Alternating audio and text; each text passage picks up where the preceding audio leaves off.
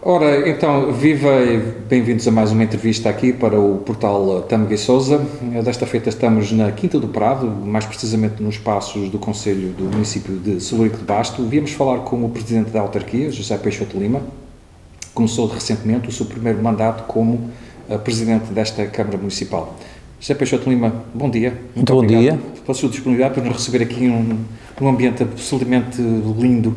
É uma das marcas aqui de Celurico, a beleza desta quinta e do Conselho também. O senhor começou recentemente o seu primeiro mandato como Presidente da Câmara de Celurico de Basto. Eu estive a ver aqui algumas notas da sua candidatura. Prometeu ser uma candidatura inovadora, com políticas para mudar a vida das pessoas. Como é que está a ser o arranque? Vamos começar por aqui. Como é que está a ser o arranque aqui deste seu primeiro mandato aqui à frente da Câmara de Celurico de Basto? Bom, muito bem-vindos também a este, como referiu, o espaço magnífico da Quinta do Prado, que é a nossa sala de visitas. Ela é também uma marca distintiva do nosso Conselho. Aqui os solares e os jardins típicos de Basto são dois elementos fortes do nosso património e a sede do município não poderia estar mais bem representada do que neste espaço. Os primeiros tempos têm sido tempos, diria, de alguma normalidade. Foi um bocadinho com a experiência que já tínhamos do passado, tentamos trazer também para a nossa ação que as pessoas verificassem que havia aqui mudanças, mas dar alguma normalidade à vida não só da entidade, mas também no relacionamento que tem com o resto das pessoas. Claro que é um novo tempo e também são novas formas, digamos, de ser e de estar perante esta entidade. Os desafios são muitos, também os dissemos durante a campanha eleitoral, e neste momento o grande desafio que estamos a colocar na nossa ação é essencialmente a reorganização dos serviços. Eu já trabalhava aqui há muitos anos, portanto conheço esta estrutura por dentro e por fora, e ninguém compreenderia também que, assumindo estas funções, não provocasse as mudanças que entendo necessárias para que esta estrutura seja mais eficiente e mais eficaz, quer ao nível da organização dos serviços, digamos, internos, quer relativamente também àquilo que é o funcionamento dos serviços externos, ou seja, o pessoal que normalmente tem atividades fora, digamos, de portas da sede do município. Entrou ainda recentemente com os trabalhadores externos um novo horário que se justifica e neste momento essa é uma grande mudança que estamos aqui a levar a cabo. Claro que também ao nível dos principais desafios, nomeadamente no diálogo permanente que prometemos com todas as entidades, temos-nos preocupado em levá-lo a cabo, portanto, sejam elas de natureza política, referir que o facto de ter ganho as eleições, portanto, na condição, numa situação minoritária, não nos tem impedido de levar a cabo o nosso programa, e aí devo realçar e dar aqui uma nota, portanto, que tem que ser uma nota muito positiva naquilo que é o relacionamento com as restantes forças políticas, seja com os vereadores do Partido Socialista, seja também com o vereador da lista de independentes. Era uma pergunta que eu tinha para o Sr. Presidente, obviamente, como disse, está numa situação de, portanto, minoria, em termos de executivo. Põe fora de questão, está fora de questão realizar alianças neste momento, ou alguns acordos com a oposição, ou o que me está a dizer é que há disponibilidade por parte dos partidos para irem viabilizando alguma das suas atividades? Têm sido todas viabilizadas, portanto, sim. Eu tinha referido na campanha eleitoral que, independentemente do resultado, mesmo se tivesse ganho as eleições com a maioria absoluta, portanto, teria esta postura de diálogo permanente com as restantes forças políticas, tentando obter em cada um dos assuntos o maior consenso possível. E essa situação tem ocorrido, mesmo nesta situação, digamos, de minoria. Portanto, estava eu a referir que é-lhe devida, de facto, uma palavra palavra, porque a cooperação tem sido, diria, e vou usar o adjetivo, excelente. Portanto, com todas as pessoas, muito cooperante, com uma linha de diálogo muito responsável, e isso apraz-me aqui, de facto, a registar. Sr. Presidente, falava no início aqui da nossa conversa sobre a reorganização de serviços. Em termos de, portanto, de vantagens para a população, esperamos uma Câmara mais célere, mais dinâmica.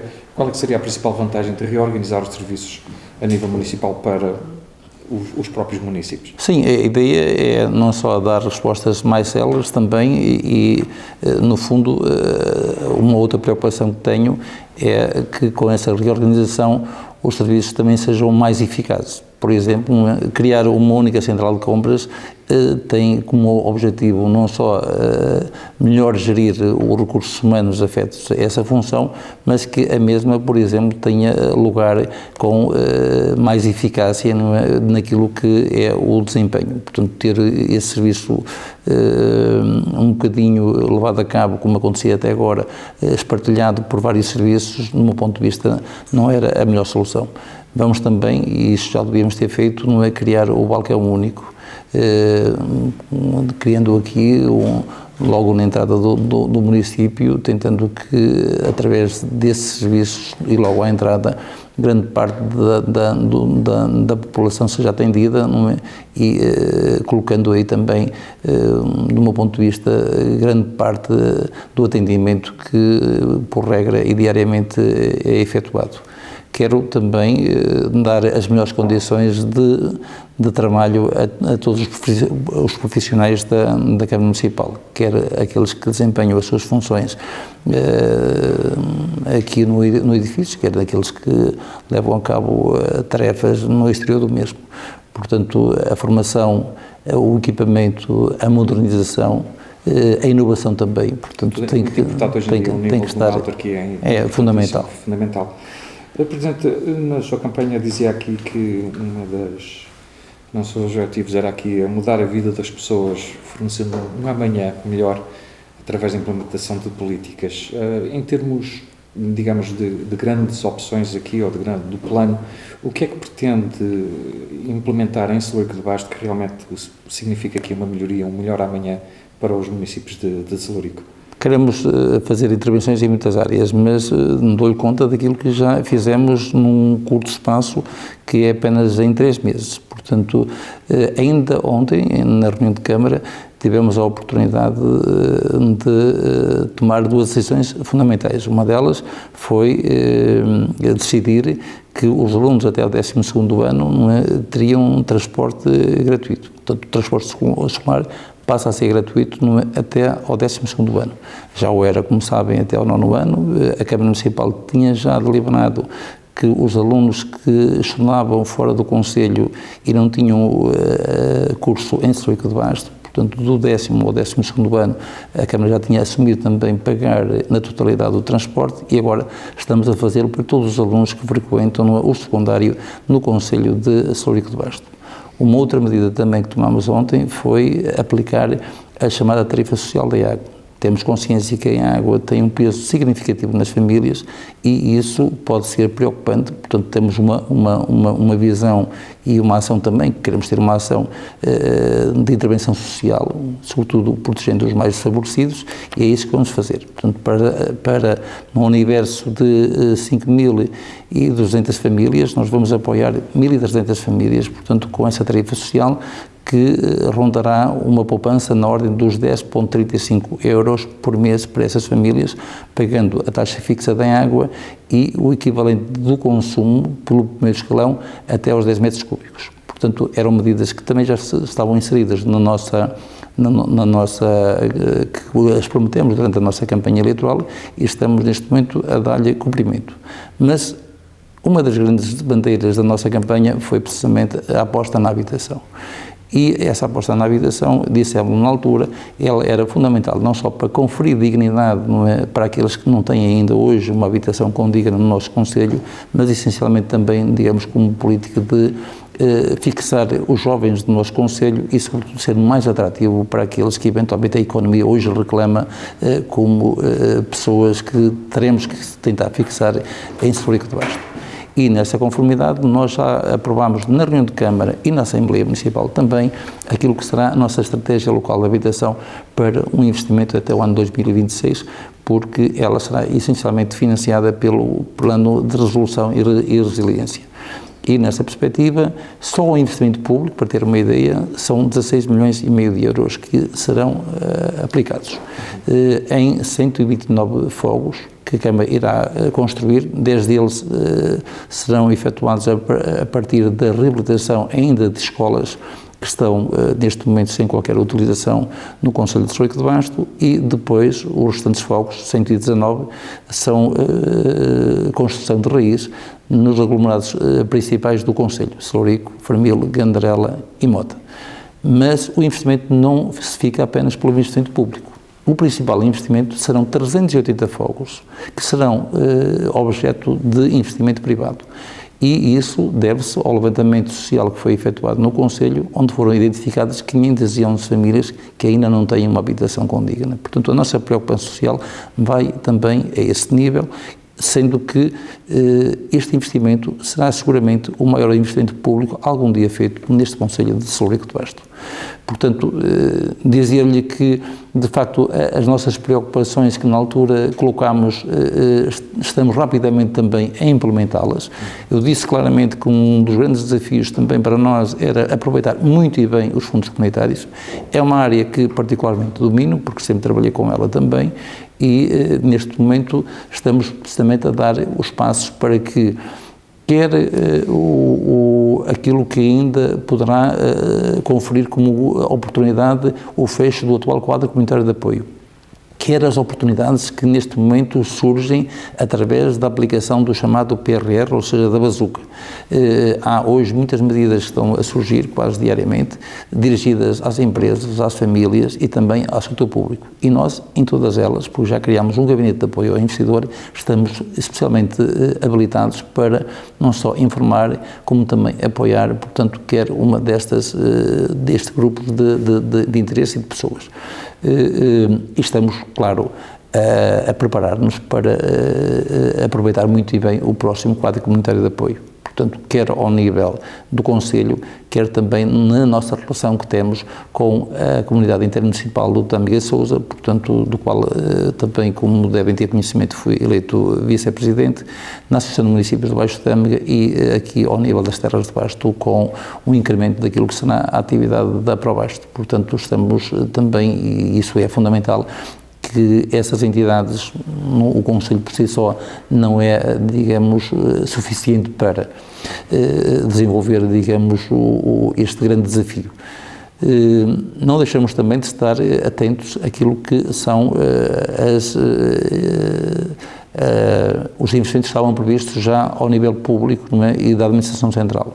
Portanto, está inscrito na dita bazuca a construção da variante do Tâmega e ainda esta semana trabalhamos muito neste processo, porque a entidade, digamos, da tutela, estamos a pedir elementos para trabalharmos com a EAP, ou seja, o Ministério do Ambiente. Portanto, esta parte da acessibilidade é algo que quem trabalha aqui nesta região do Tâmega e Sousa e conhece bem Celurico de Basto sabe-se que isto já é um problema que já se debate há muitos anos aqui. Era uma pergunta que eu lhe ia fazer também em termos de acessibilidade. Obviamente temos, portanto, alguma luz aqui ao fundo do túnel em termos da variante.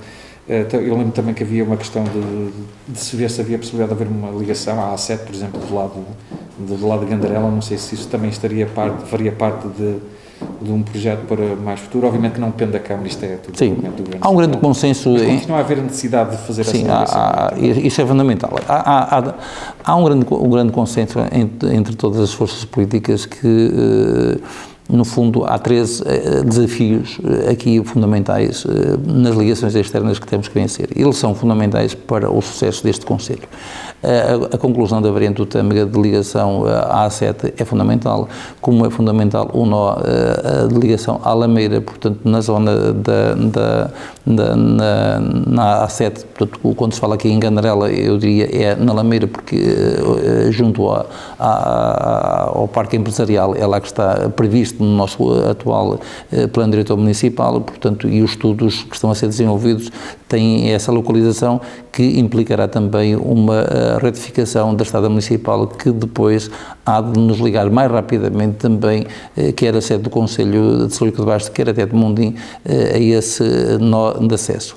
E é fundamental para incrementar toda a parte alta do Concelho e dar um impulso muito grande naquela zona, onde tem como aglomerado principal mais próximo precisamente a vila de Gandarela. Mas também é fundamental que um outro aglomerado, que é a Mota, se aproxime rapidamente, digamos, de uma obra que também está inscrita no PRR e que irá trazer, digamos, uma via rápida até ao local em Felgueiras designado por Cabeça de Porca, onde tem um grande parque empresarial. E onde está planeado um acesso também à autoestrada por aí? Ora, é precisamente aí que nós, numa primeira fase, queremos, o nosso objetivo será precisamente nos ligarmos e ligar sobretudo o aglomerado da Mota rapidamente também a essa ligação, mas sabemos perfeitamente que a extensão ainda é significativa e numa primeira fase nós pretendemos que ela seja efetuada até uma localidade da freguesia mais próxima, que é Gilde, em Penuta. E prevendo para esse local também um parque empresarial no lado de Celurico, tendo um outro já do lado, digamos, de Felgueiras. Temos tido já contactos com a própria Câmara Municipal também, no sentido de avançarmos com esse processo. Portanto, estas três obras, estando concluídas, Celurico de Basto, digamos que passará a andar a uma velocidade muito, muito maior do que aquela que anda hoje. Será muito melhor. Portanto, eu interrompi com esta questão também, porque obviamente mencionou a parte, mais uma vez, como eu digo, quem conhece o Celurico sabe que isto já é um problema já de muitos anos de tentar resolver esta questão de movimentação dentro do próprio Concelho e dos acessos para o exterior do Concelho. Eu estava quase a interromper-lhe aqui, mas eu acho que, imagino que também deveria falar provavelmente da área do turismo, também seria uma área em que estão a apostar. Eu sei que, por exemplo, que tem estado a fazer alguns investimentos na linha na antiga linha do Tanga, que agora é a ecopista. Sim, nós temos neste momento, todos os concelhos do interior têm que olhar para a questão do turismo com muita atenção e muito cuidado. Na realidade, de uma forma, eu diria, quase natural, não é? Há hoje uma terceira vaga de turismo. Se nós tivermos uma vaga que foi inicialmente e por tradição o turismo muito ligado ao sol e praia, numa segunda vaga que é mais recente e teve a ver essencialmente com o chamado turismo urbano ligado aos grandes centros urbanos e de média dimensão. Hoje, não é, com esta pandemia, abriu-se uma oportunidade para os chamados territórios da baixa densidade, onde, no fundo, as famílias e as pessoas querem amplos espaços, querem natureza, mas tendem a fugir às grandes aglomerações. Ora, se nas duas primeiras realidades que eu referi isto está presente, as grandes aglomerações estão sempre presentes, não é? Aqui não estão. Portanto, e hoje, de uma forma natural, já se verificou nos últimos 2 anos, apesar da pandemia, o turismo disparou no nosso concelho e tem disparado um bocadinho em todo o interior. Temos que saber aproveitar muito bem esta vaga, portanto, e eu penso que ela não vai terminar nunca. Temos é que fazer o nosso trabalho, portanto, transformando aquilo que são as nossas potencialidades em produtos turísticos, sabendo aproveitar muito bem aquilo que nós temos para oferecer.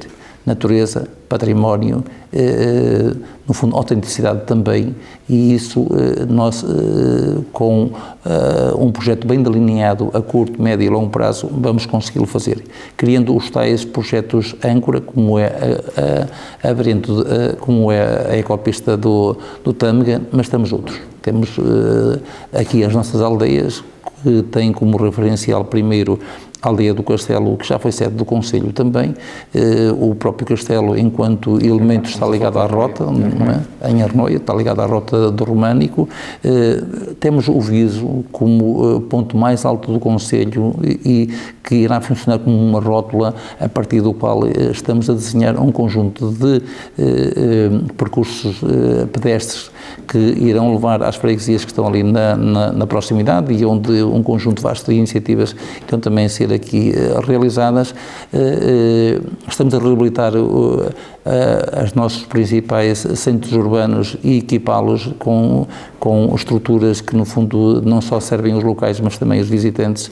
Portanto, há todo um mar temos que de aproveitar oportunidades isso. também, não é? E desafios que nos são colocados e estamos a trabalhar afincadamente para o conseguir.